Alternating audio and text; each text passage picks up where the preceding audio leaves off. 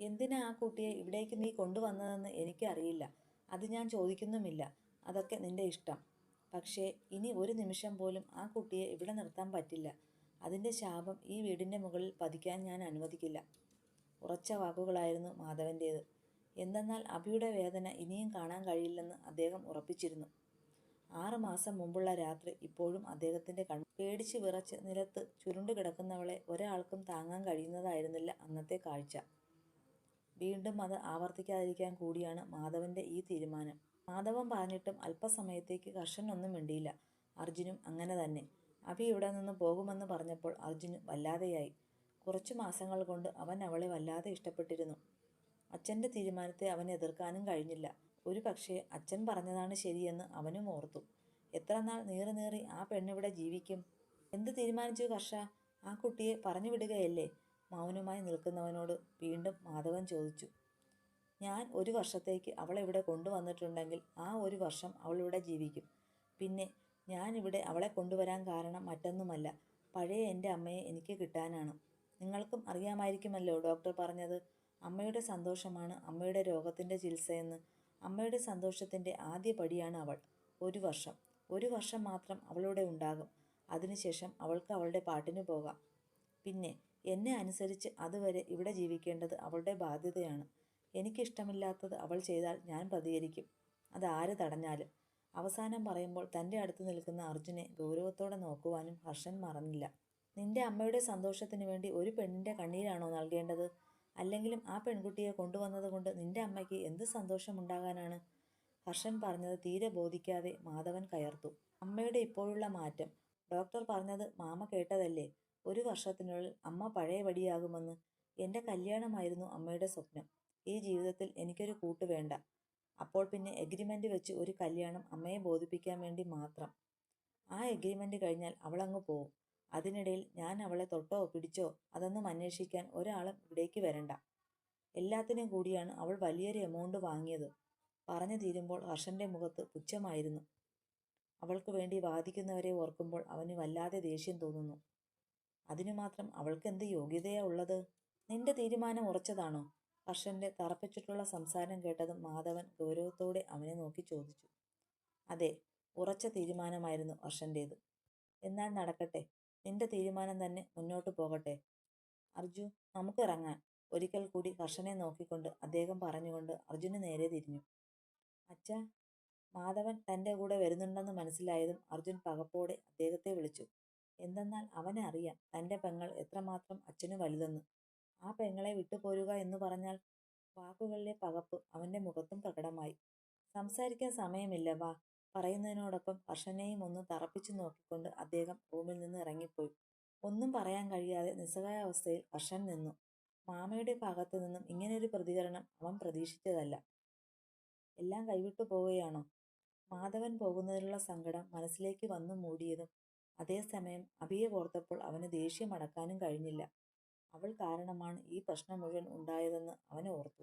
എല്ലാം കണ്ടും കേട്ടും നിറഞ്ഞ കണ്ണുകളോടെ നിൽപ്പുണ്ട് അനു.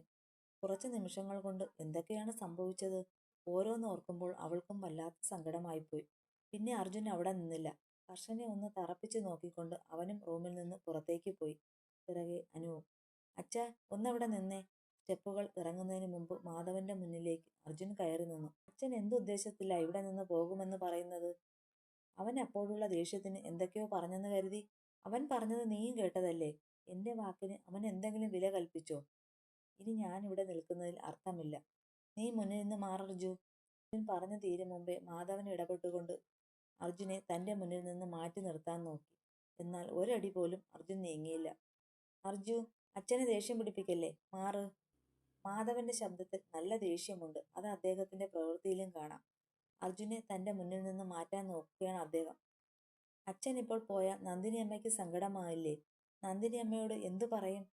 അച്ഛനെ ഇവിടെ പിടിച്ചു നിർത്താനുള്ള ഏക മാർഗം നന്ദിനി അമ്മയാണെന്ന് അർജുന അറിയാം.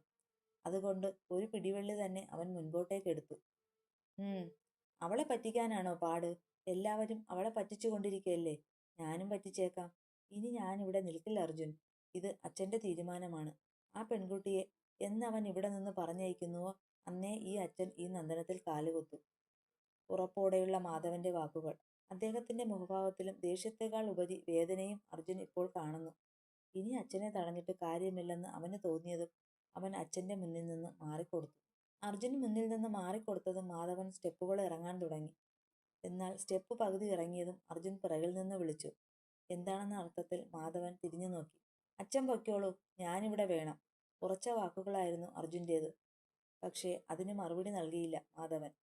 ഒരിക്കൽ കൂടി അർജുനെയും അവന്റെ പിറകിൽ നിൽക്കുന്ന അനുവിനെയും നോക്കിക്കൊണ്ട് അദ്ദേഹം സ്റ്റെപ്പുകൾ ഇറങ്ങി. എല്ലാവരോടും യാത്ര പറഞ്ഞിറങ്ങുമ്പോൾ മാധവന്റെ മനസ്സും വേദനിച്ചു. തന്റെ കുഞ്ഞു പെങ്ങളോട് പോലും കള്ളങ്ങൾ പറഞ്ഞ് വിശ്വസിപ്പിക്കുകയായിരുന്നു. ഇനിയും അവളുടെ മനസ്സ് വേദനിക്കരുതെന്ന് മാധവന് നിർബന്ധമുണ്ടായിരുന്നു. എല്ലാവരോടും യാത്ര പറഞ്ഞിറങ്ങുമ്പോഴും തന്റെ പിറകിൽ നിന്നും കണ്ണീരോടെ നിൽക്കുന്നവളെ അദ്ദേഹം കണ്ടില്ലെന്ന് നടിച്ചു. ഹർഷനെപ്പോലെ തന്നെ അവളും തെറ്റുകാരിയാണ്. പണത്തിനു വേണ്ടി ഒരിക്കലും ഈ വെടിവേഷം കെട്ടണ്ടായിരുന്നു. ആ നീരസം അദ്ദേഹത്തിന് നല്ലതുപോലെ അഭിയോട് തോന്നി. അതുകൊണ്ട് തന്നെയാണ് അവളോട് യാത്രയും ചോദിക്കാതിരുന്നത്. നന്ദനത്തിൽ നിന്ന് മാധവൻ പോകുന്നത് മുകളിലെ ബാൽക്കണിയിൽ നിന്ന് ഹർഷൻ കാണുന്നുണ്ടായിരുന്നു. കൂടെ അർജുൻ ഇല്ലെന്നും അവന് മനസ്സിലായി. അപ്പോൾ ഇനി നേരിട്ടുള്ള അംഗമായിരിക്കുമെന്നും അവൻ ഉറപ്പിച്ചു. തന്നോട് യാത്ര ചോദിക്കാതെ പോകുന്ന മാമയെ കണ്ടതും അഭിക്ക് സങ്കടമായി. ഒരുപക്ഷെ അദ്ദേഹത്തിന്റെ ഇവിടെ നിന്നുള്ള ഒഴിഞ്ഞുപോക്ക് താനും കാരണമാണല്ലോ എന്നോർക്കുമ്പോൾ അവളുടെ മനസ്സ് കിടന്നു പിടഞ്ഞു. ആരുടെയും കാര്യത്തിൽ ഇടപെട്ടില്ല. സംസാരിക്കുമ്പോൾ പോലും പരിമിതി നിശ്ചയിച്ചിരുന്നു. എന്നിട്ടും എല്ലാ കുറവും തന്റെ മേൽ തന്നെയാണല്ലോ എന്നോർക്കുമ്പോൾ അഭിക്ക് പൊട്ടിക്കരയാൻ തോന്നി. കണ്ണുനീർ ചാലുകൾ ഇപ്പോഴും ഒഴുകുന്നുണ്ട്. ചുണ്ടുകൾ വിതുമ്പി പിടിച്ച് അവൾ ശബ്ദം പുറത്തു വരാതെ നോക്കുകയാണ്. തന്റെ അടുത്ത് നിൽക്കുന്ന അർജുനെയും അനുവിനെയും നോക്കാൻ പോലും അവൾക്ക് കഴിയുന്നില്ല. അവരുടെ മുന്നിൽ അവളുടെ ശിരസ് താഴ്ന്നു. ഇനിയും ഇവർക്ക് മുന്നിൽ നിൽക്കാൻ കഴിയില്ലെന്ന് മനസ്സിലായതും അവരുടെ ഇടയിൽ നിന്ന് റൂമിലേക്ക് വന്നിരുന്നു അഭി. അജുവേട്ടാ, ഇനി എന്താ പ്ലാൻ? മാധവൻ പോയതും അഭി തങ്ങളുടെ അടുത്തു നിന്നും പോയിക്കഴിഞ്ഞതും അനു അർജുനോട് ചോദിക്കുകയായിരുന്നു. അതൊക്കെയുണ്ട്, നീ എൻ്റെ കൂടെ നിൽക്കണം. ചിലപ്പോൾ വേദനയുള്ള പല കാഴ്ചകളും നിനക്ക് കാണേണ്ടി വരും. പക്ഷേ ഒരു കാര്യത്തിൽ മാത്രം നിനക്ക് ഞാൻ ഉറപ്പ് തരാം. എന്താണെന്ന അർത്ഥത്തിൽ അവൾ അവനെ നോക്കി. ഇപ്പോൾ കണ്ണീരോടെ പോയവളില്ലേ, അവൾക്ക് വേണ്ടിയായിരിക്കും ഈ അർജുന്റെ പോരാട്ടം. അജുവേട്ടൻ എന്താ ഉദ്ദേശിക്കുന്നത്? അനുവിന് ആകെ സംശയമായി. എന്തെന്നാൽ അല്പം മുമ്പ് വരെ തന്നോട് പറഞ്ഞത് അച്ഛൻ ഇവിടെ നിന്ന് പോകുന്നത് തന്നെയാണ് നല്ലതെന്നാണ്. അച്ചുവിന്റെ ഈ സ്വഭാവം മാറ്റിയെടുക്കണമെങ്കിൽ അച്ഛൻ ഇവിടെ ഉണ്ടായാൽ ശരിയാകില്ല. എന്തിനും എതിര് പറയാനേ അച്ഛൻ നിൽക്കൂ. അപ്പോൾ അച്ഛനെ രാജമാമന്റെ അടുത്തേക്ക് പാക്ക് ചെയ്താൽ മാമനും ഒരു കൂട്ടാവും. തനിക്ക് ഇവിടുത്തെ ജോലികളും തീർക്കാം. അജുവിന്റെ വാക്കുകൾ ഒരു നിമിഷം അവളുടെ മനസ്സിലൂടെ കടന്നുപോയി. എന്റെ അനുകുട്ടി, ആലോചിച്ച് തല പുണ്ണാക്കേണ്ട. നിന്റെ അജുവേട്ടൻ ചെയ്യുന്നത് നീ കണ്ടോടി. ഒരു ഈണത്തിൽ പറഞ്ഞുകൊണ്ട് അവളുടെ തലയിൽ ഒരു ഞൊട്ടും കൊടുത്ത് അവൻ അകത്തേക്ക് പോയി. അവൻ പോയി കഴിഞ്ഞതും ഇപ്പോൾ എന്താ ഇവിടെ നടന്നതെന്ന മട്ടിൽ അനു വാ പൊളിച്ചു നിന്നു. റൂമിലെത്തിയതും പെണ്ണ് കണ്ടു തന്നെ ചുട്ടു ഭസ്മമാക്കാൻ എന്ന പോലെ നിൽക്കുന്ന ഹർഷനെ. പക്ഷേ പതിവിലുപരി അവൾക്കിപ്പോൾ ഭയം തോന്നിയില്ല. അവൾക്കിപ്പോൾ അറിയാം, ഒന്നുകിൽ തന്നെ വഴക്കു പറയാൻ അല്ലെങ്കിൽ ദേഹോപദ്രവം ചെയ്യാൻ. ഇത് രണ്ടും മാത്രമേ ഹർഷനിൽ നിന്ന് സാധിക്കൂ. ഇനി പേടിച്ച് പിന്മാറുന്നതിനേക്കാൾ നല്ലത് അദ്ദേഹത്തിന്റെ കൽപ്പനയ്ക്ക് വിധേയമാകുക എന്നത് തന്നെ. എല്ലാം ഉറപ്പിച്ചുകൊണ്ടുള്ള അവളുടെ നിൽപ്പ് ഒരു നേരം ഹർഷനും ശ്രദ്ധിച്ചു. ഇപ്പോഴും പെണ്ണിന്റെ കണ്ണിൽ നിന്നും ധാരയായി കണ്ണുനീർ ഒഴുകുന്നുണ്ട്. പക്ഷേ അവളുടെ മുഖത്ത് ഇപ്പോൾ ഭയമില്ല. നേരെ മറിച്ച് എന്തും സഹിക്കാനുള്ള മനോഭാവമാണ്. ഒരു നേരം അവളുടെ ഭാവം കാണുമ്പോൾ ഹർഷന്റെ നെറ്റി ചുളിഞ്ഞു. ഇപ്പോഴും തന്നെ നോക്കി നിൽക്കുകയാണ് പെണ്ണ്. കണ്ണുനീരിന്റെ ഇടയിലും അവളുടെ കണ്ണുകളുടെ തീക്ഷ്ണത അവൻ കാണുന്നുണ്ട്. എന്താണീ നോക്കി പേടിപ്പിക്കുന്നേ? നിന്റെ മറ്റവൻ തന്ന ധൈര്യമാണോ? ദേ, ഒരു കാര്യം ഓർമ്മിച്ചോളണം. അവനല്ല, ഞാനുമായിട്ടാണ് നിന്റെ കല്യാണ ഉടമ്പടി. ഇനി 5 മാസം. 5 മാസം ഞാൻ എന്തു പറഞ്ഞാലും കേൾക്കേണ്ട ബാധ്യത നിനക്കാണ്. പരാതിയോ പരിഭ്രമമോ മറ്റുള്ളവരോട് പറഞ്ഞിട്ട് ഒരു കാര്യവുമില്ല. ഈ ഹർഷൻ എന്ത് തീരുമാനിക്കുന്നുവോ അതേ ഇവിടെ നടക്കൂ. എന്തായാലും കാര്യങ്ങൾ നന്നായി. എല്ലാവരും അറിഞ്ഞെന്ന് ബോധ്യമായല്ലോ. നിന്നെക്കൊണ്ടൊരു ഉപകാരം അതാ ഉണ്ടായത്. പക്ഷേ മാധവമാമ ഇവിടെ നിന്ന് പോയതിന് നീ ശിക്ഷ അനുഭവിച്ചേ മതിയാവൂ. ഓരോന്ന് പറഞ്ഞുകൊണ്ടവൻ ഓരോ അടി മുന്നോട്ടേക്ക് വെച്ചു. അപ്പോഴും അഭി നിന്ന നിൽപ്പിൽ തന്നെ അവനെ നോക്കുകയാണ്. എന്തോ അവൾക്ക് ഭയന്ന് പിന്മാറാൻ തോന്നിയില്ല. മനസ്സിലേറ്റ പല മുറിവുകളും ഇപ്പോൾ തന്നെ വേദനിപ്പിക്കുകയാണ്.